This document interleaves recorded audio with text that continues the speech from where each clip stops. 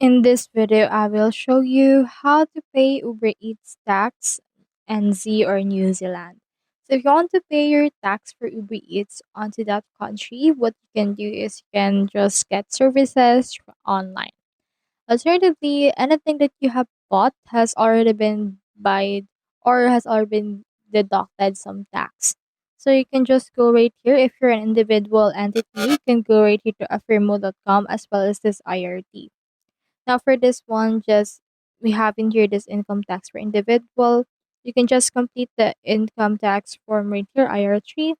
Just download right here, gather your information, type in your individual expenses, complete your return, and then just log into your MyIR in order to actually upload it right there.